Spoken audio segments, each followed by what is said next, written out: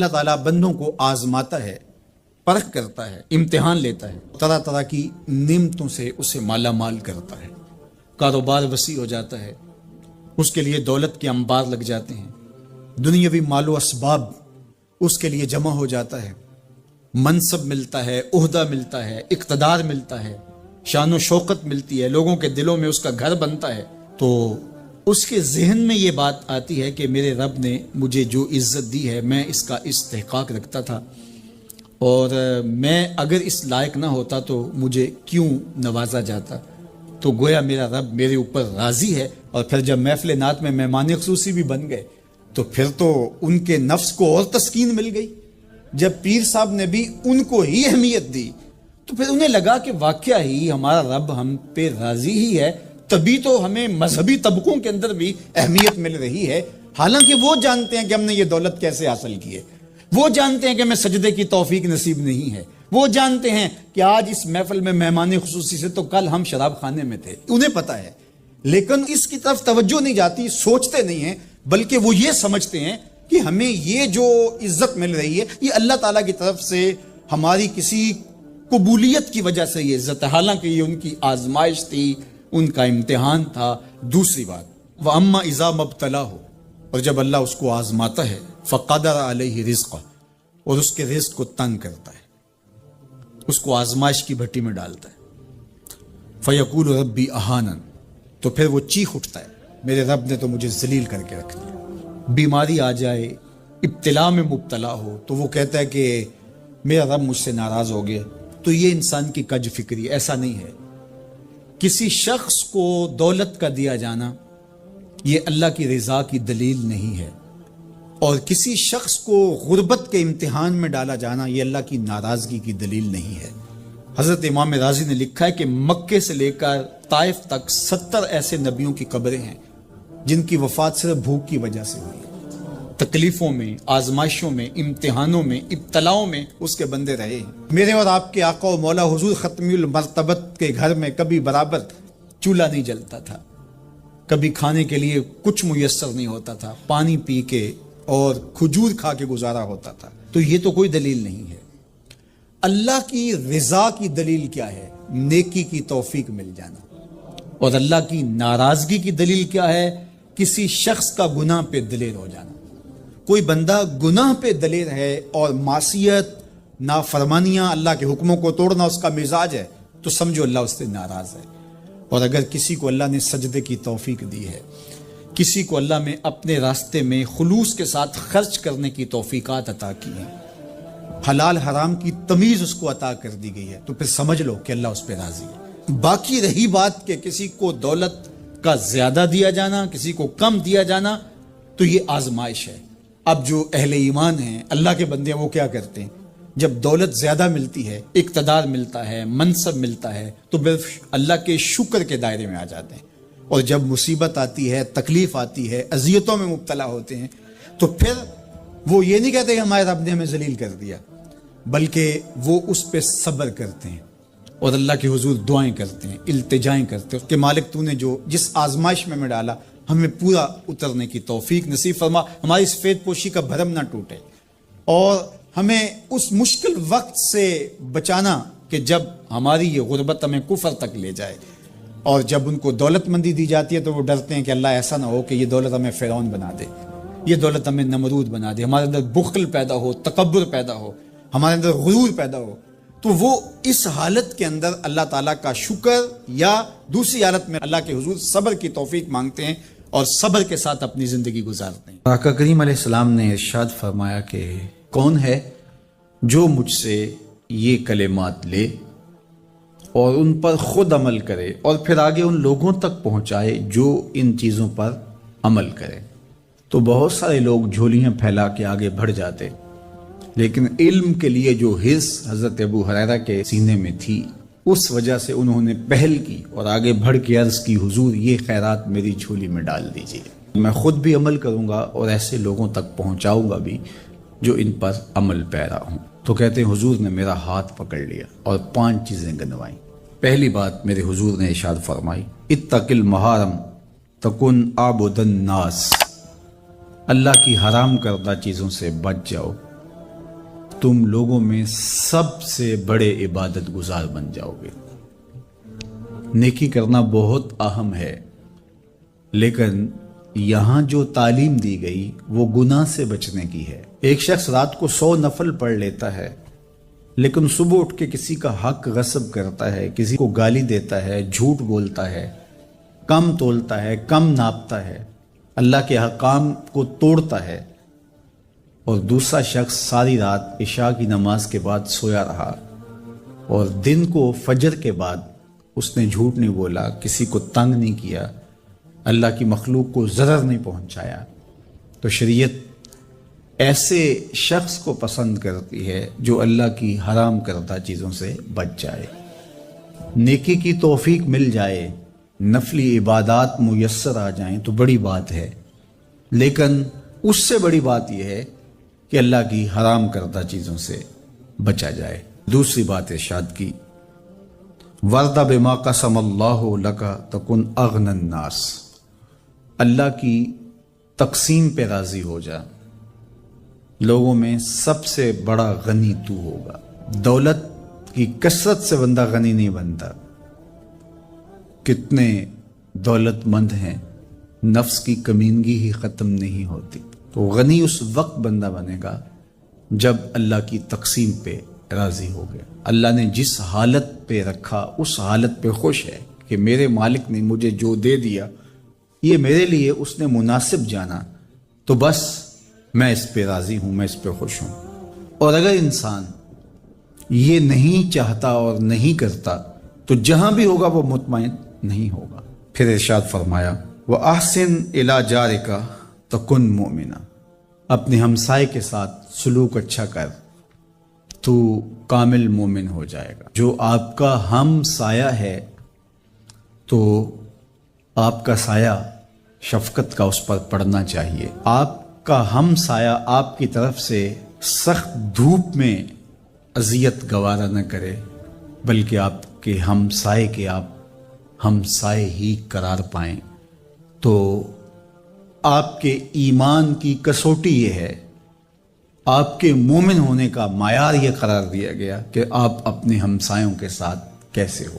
چوتھی چیز، وَأَحِبَّ لِلنَّاسِ مَا تُحِبُّ لِنَفْسِكَ تَكُنْ مُسْلِمًا، اگر تم کامل مسلمان بننا چاہتے ہو تو جو اپنے لیے پسند کرتے ہو تمام مخلوق کے لیے وہ پسند کرو۔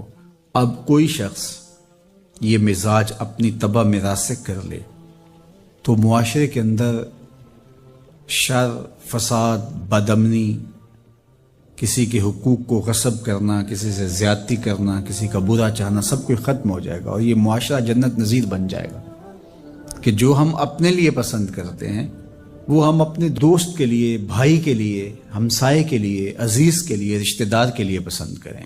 اور پانچویں بات، وَلَا تُكْثِرِ الضِّحْكَ فَإِنَّ كَثْرَةَ الضِّحْكِ تُمِيتُ الْقَلْبَ، ابو ہریرہ، زیادہ ہنسا نہ کرو، زیادہ ہنسنے سے دل مر جاتا ہے۔ مسکرانا تو سنت ہے، مسکرانا حضور کی عادت تھی، جس کی تسکین سے روتے ہوئے ہنس پڑیں، اس تبسم کی عادت پہ لاکھوں سلام۔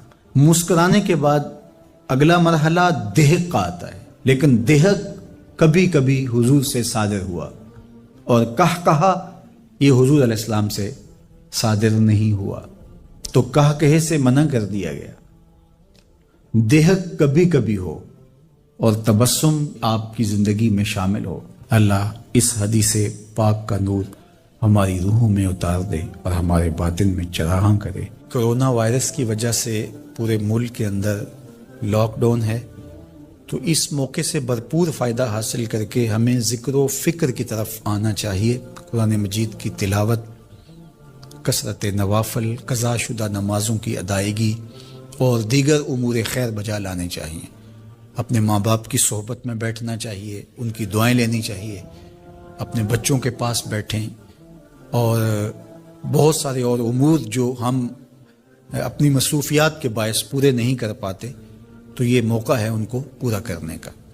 لیکن اس موقع سے ناجائز فائدہ حاصل کرتے ہوئے بہت سارے لوگ اپنے مکانوں کی چھتوں پہ دھاتی تاروں کے ذریعے پتنگیں اڑانے کے شغل میں مصروف ہیں، تو اس شغل سے خدا را باز آئیے یہ موقع ایک دوسرے کی مدد کرنے کا ہے، نصرت اور اعانت کرنے کا ہے، نہ یہ کہ مکانوں کی چھتوں پہ کھڑے ہو کے آپ خونی کھیل کھیلیں اور دھاتی ڈور کے ذریعے سے لوگوں کے گلے کٹیں اور لوگوں کو نقصان ہو۔ تو اس سے خدا را ہمیں خود بھی باز آنا چاہیے اور اپنے بچوں کو بھی اس سے روکنا چاہیے، ان کی حوصلہ شکنی کرنی چاہیے۔ ویسے بھی علماء نے کہا کہ یہ جو پتنگ کٹتی ہے تو بچے اس کو لوٹنے کے لیے دوڑتے ہیں اس کے پیچھے۔ تو عمومی طور پہ ہمارے ہاں یہ کہا بھی جاتا ہے کہ میں پتنگیں لوٹ رہا ہوں یا لوٹ کے لایا ہوں، تو شرعاً وہ اس کی ملک نہیں تھی تو وہ کیسے اس کو اپنے پاس رکھ سکتا ہے؟ تو یہ ایسا گناہ ہے جس کو گناہ نہیں سمجھا جاتا، اور بچپن میں معصوم ذہن پر لوٹ مار کا تصور اس سے ابھرتا ہے، اور آج وہ پتنگ لوٹ کے لایا ہے تو کل بڑا ہو کے بڑا لٹیرا بنے گا۔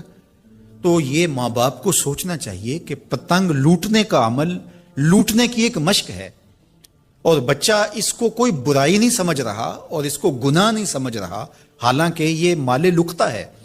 اور اگر کسی نے پتنگ لوٹ لی یا ڈور لوٹ لی تو ہمارے فقہا نے لکھا ہے کہ 6 ماہ تک اس کا اعلان کرے، مالک کے نہ ملنے کی صورت کے اندر اس کو صدقہ کرے، وہ خود پھر بھی نہیں رکھ سکتا ہے چونکہ یہ مال لقطہ کے حکم کے اندر ہے۔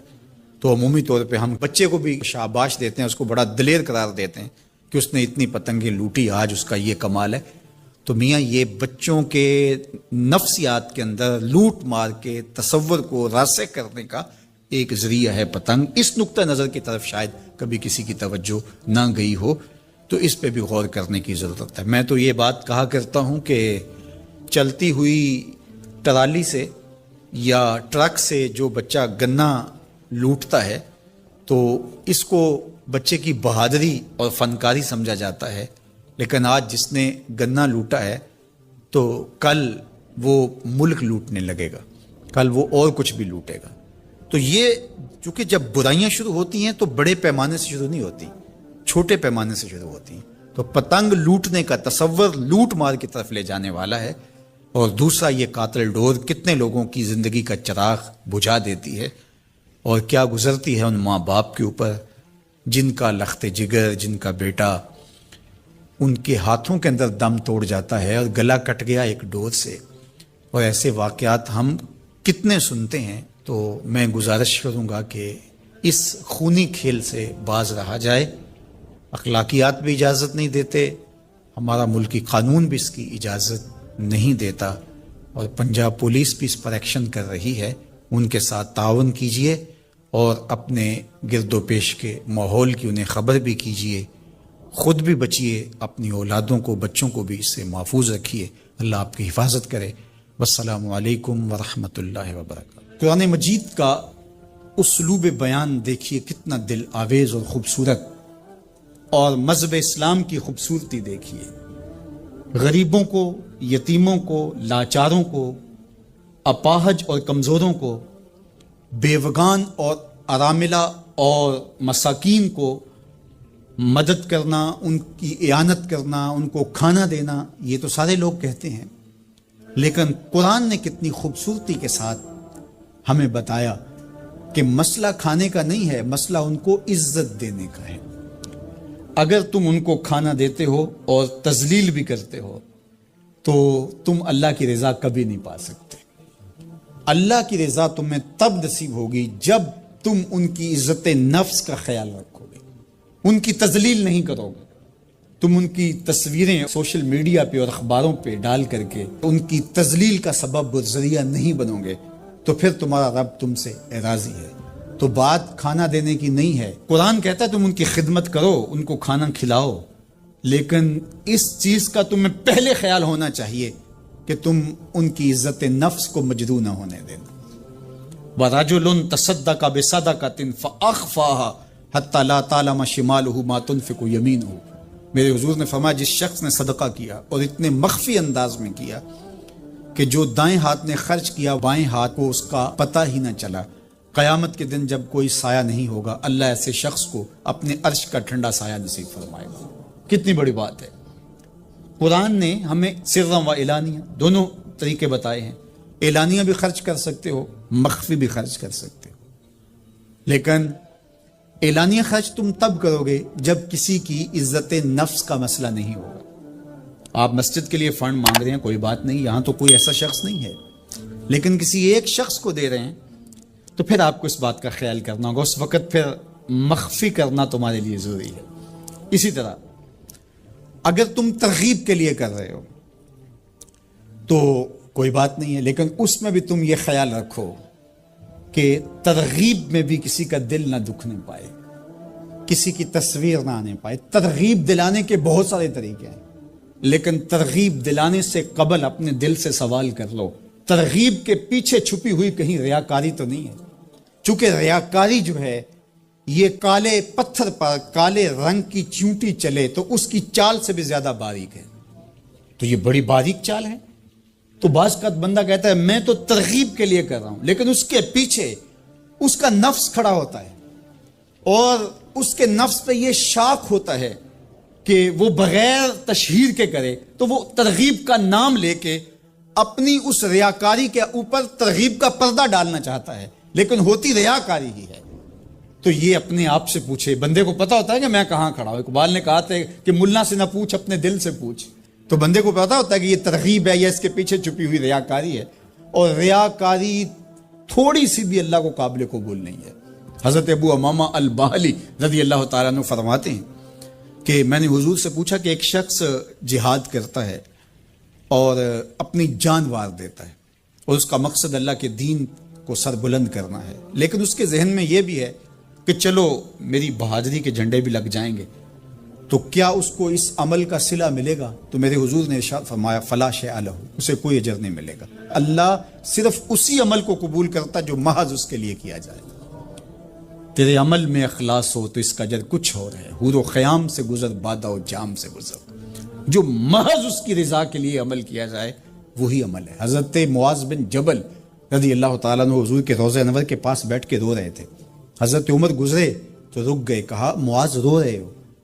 کہا کہ صاحب مزار کا ایک فرمان یاد آیا جس نے مجھے رلا دیا.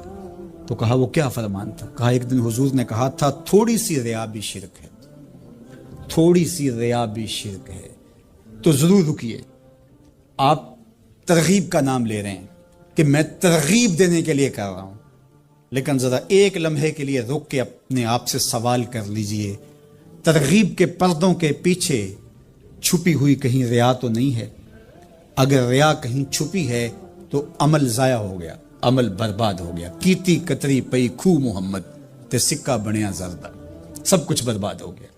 اس لیے محض اس کی رضا کے لیے ترغیب بھی اگر آپ کی نیت ہے تو اس سے قبل اچھی طرح اپنے آپ کو جانچ لیں کہ ہم کھڑے کہاں ہیں. اللہ اکبر. تو کہا کہ کلا بل لا تکرمون الیتیم، تمہارا مسئلہ یہ ہے کہ تم یتیم کی تکریم نہیں کرتے ہو، عزت نہیں دیتے. حضور علیہ الصلوۃ والسلام نے فرمایا کہ مومن کا معاملہ بھی بڑا عجیب ہے کہ اسے اگر تکلیف ہوتی ہے تو اس پر وہ صبر کرتا ہے، یا اسے خوشی ملتی ہے تو اس پر وہ شکر کرتا ہے.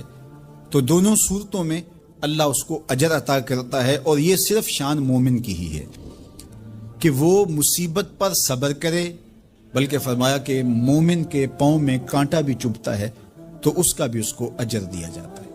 اس کے درجے بلند ہوتے ہیں، اس کے گناہ معاف کر دیے جاتے ہیں، اس کی خطاؤں سے درگزر کر لیا جاتا ہے. لیکن یہ مشروط ہے اس تکلیف کو صبر کے ساتھ برداشت کرنے سے. اگر وہ واویلا کرتا ہے، ناشکری کے کلمات کہتا ہے، تو تکلیف تو ختم نہیں ہوتی لیکن اجر زائل کر دیا جاتا ہے. تو اس لیے ہمیں ہر صورت کے اندر صبر کے دامن کو مضبوطی سے تھامنے کی تلقین کی گئی ہے. اور اہل ایمان کو یہ بھی سبق دیا گیا کہ جب انہیں کوئی بھی مصیبت پہنچتی ہے تو وہ کہتے ہیں انا للہ و انا الیہ راجعون، کہ ہم اسی کے ہیں اور اسی کے حضور پلٹ کے جانا ہے. تو یہ وہ امر ہے کہ جو ان کی طبیعت کے اندر ٹھہراؤ پیدا کرتا ہے اور ان کی زندگیوں کے اندر اللہ تعالیٰ جل شانہ پر جو یقین ہے اس کا پتہ دیتا ہے. اگر مصیبت کو اللہ کی طرف سے سمجھ کے مان کے صبر کیا جائے، اس کو مقدور سمجھا جائے، اس پر واویلا نہ کیا جائے، اللہ کی نافرمانی کا کوئی کلمہ نہ بولا جائے، اپنے عقیدے میں تزلزل نہ آنے دیا جائے، اپنے رویوں کی خوبصورتی کو زائل نہ ہونے دیا جائے، تو اس کا مطلب ہے کہ وہ شخص مومن ہے. اس کا یقین ہے کہ یہ اللہ کی طرف سے ہے، تو پھر اس کے یقین کے صلے کے اندر اللہ اس کو پھر ہدایت قلب کا چراغاں نصیب کرتا ہے۔ اور فرمایا واللہ بکل شیء علیم، اور اللہ ہر شے کو جاننے والا ہے، اسے پتہ ہے کہ کسی پر مصیبت نازل کیوں کرنی ہے، اور اس مصیبت سے اس کا امتحان لینا مقصود ہے، اس کے درجوں کو بلند کرنا مقصود ہے، اس کے گناہوں کو معاف کرنا مقصود ہے، اس کو کسی آزمائش میں ڈال کر کے اس کو مزید کندن بنانا مقصود ہے، یا اس کا کیا مقصود ہے، اس کو سزا دینا مقصود ہے، یہ اسے پتہ ہے۔ تمہارا رب تمہاری طرف آنے والی جو تکلیفیں ہیں ان کے اندر ہزارہا پنہا حکمتوں سے واقف ہے۔ یہاں یہ بات بھی سمجھنے کے قابل ہے کہ جو شخص مصیبت کے آنے پر صبر اور استقامت کے ساتھ اس سے نپٹتا ہے اور اللہ پر جو اس کا یقین ہے اس میں تزلزل پیدا نہیں ہونے دیتا، کل من عند اللہ، اے محبوب فرما دیجئے جو کچھ ہے وہ تمہارے رب کی طرف سے، یہ اس کا خیال اور فکر ہے کہ یہ میرے اللہ کی طرف سے، تو پھر اس مصیبت کو ٹالنے والا بھی وہی ہے۔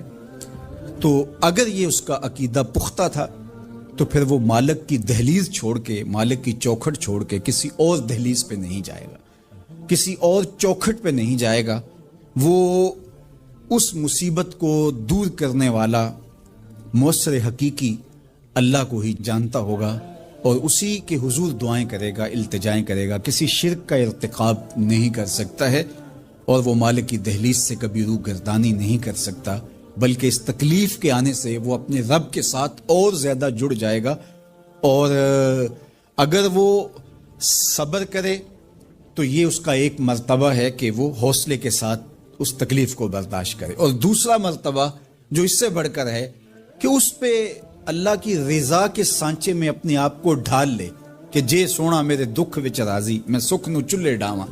اگر وہ اس بات پہ راضی ہے تو کوئی بات نہیں ہے، میں اس پہ راضی ہوں کہ میرے رب کی یہ رضا ہے۔ تو یہ دونوں چیزوں کا مل جانا یا دونوں میں سے کسی ایک کا مل جانا، یہ اللہ کی طرف سے اس کو دیا گیا انعام ہے جو اس مشکل حالات میں اس کو حاصل ہوتا ہے۔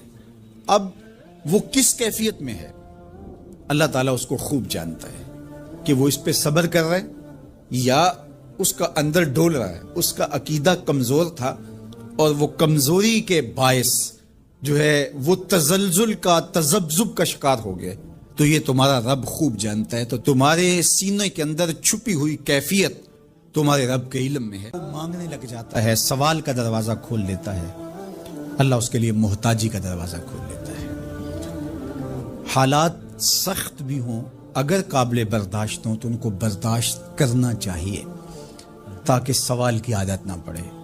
انسان مخمصے کی حالت میں ہو، مجبور ہو جائے تو وہ ایک الگ بات ہے، مخمصے کی حالت میں سوال جائز ہو جاتا ہے، لیکن اگر حالت مخمصے کی نہ ہو تو پھر سوال نہیں کرنا۔ تھوڑی سی مشکل آئی اور اناج بٹتے ہوئے دیکھا تو خود بھی سوالی بن کے جا کے کھڑے ہو گئے، جبکہ ہمارے گھر کے اندر اتنا کچھ موجود تھا کہ ہم گزر کر سکتے تھے، لیکن مفت کا مال ہے لہٰذا کوئی حرج نہیں ہے، تو پھر آہستہ آہستہ انسان اس کا عادی بن جاتا ہے۔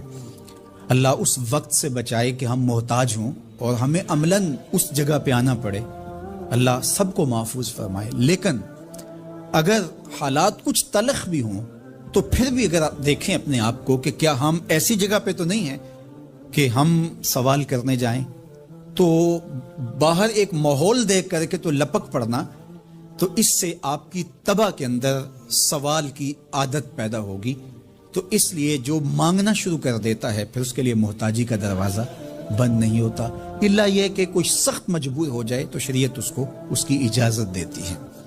تیسری بات میرے اور آپ کے آقا و مولا نے جو قسم کر کے کہی، ما نقص مال عبد من صدقہ، کہ صدقے سے بندے کا مال کم نہیں ہوتا۔ آپ کا اکاؤنٹنٹ کہتا ہے کہ اگر اتنے پیسے اتنوں سے نکال دیے گئے تو باقی اتنے بچیں گے، کیلکولیٹر کا حساب بھی یہی ہے، لیکن میرے محبوب فرماتے ہیں کہ میں ضمانت دیتا ہوں کہ صدقے سے مال کم نہیں ہوتا، تو اس لیے تم راہ خدا میں خرچ کرو گے تو میرا رب کہہ رہا ہے خیر لانفسکم، یہ تمہارے لیے بہتر ہے، تمہیں لگتا ہے کہ اتنے کم ہو جائیں گے لیکن ایسا نہیں ہے، تمہارا مال صدقے سے گھٹتا نہیں ہے، صدقے سے تمہارا مال بڑھتا ہے۔ اور اللہ تعالیٰ جل شانہ ایک کا 10 گنا عطا کرتا ہے، 70 گنا عطا کرتا ہے، 700 گنا عطا کرتا ہے. فرمایا اللہ چاہے تو اس سے بھی زیادہ عطا کر دے. اور پھر فرمایا ان تقرضوا اللہ قرضا حسنا یضاعفہ لکم، اگر تم اللہ کی راہ میں قرض حسنہ دو تو وہ دگنا کر کے دے گا. اچھا، یہ کیسا اللہ کا انداز بیاں ہے کہ خود مال دے کے خود کہہ رہا ہے مجھے قرضہ دو، اور پھر خود کہتا ہے میں دگنا دوں گا. دیا ہوا کس نے ہے؟ اسی نے. اور کہتا ہے کہ جو میں نے تمہیں دیا ہے اس سے مجھے دو، اور میں پھر اس کو اپنے دیے ہوئے مال سے، دیے گئے مال کو دگنا کر کے تمہیں لوٹاؤں گا. اللہ اکبر. اور پھر فرمایا وَيَغْفِرْ لَكُمْ، اور تمہیں بخش بھی دوں گا. واللہ شکور حلیم، وہ شکر گزار بھی ہے اور حلم والا بھی ہے. اللہ اکبر. وہ بردبار بھی ہے، وہ تمہارا شکر گزار بھی ہوگا، تمہیں دگنا کر کے بھی دے گا، تمہاری مغفرت بھی کر دے گا، اور تمہارے مال میں کمی بھی نہیں آنے دے گا، اور یہ بہتر بھی تمہارے لیے ہوگا. یہ تمہاری آزمائش تھی، تمہارا مال تمہیں دے کر تم سے مانگا، اور جس کے لیے مانگا اس کو اللہ ڈائریکٹ بھی تو دے سکتا تھا، لیکن کہا کہ اس کی آزمائش ہے کہ اس کو غربت کی بھٹی میں ڈالا گیا. تمہاری آزمائش یہ ہے، تمہیں فراوانی دی گئی. اب دیکھیے کہ وہ آزمائش میں پورا نکلتا ہے، تم آزمائش میں پورے نکلتے ہو، دونوں آزمائش میں پورے نکلتے ہیں، یا پھر تم نامراد اور ناکام ہو جاتے ہو.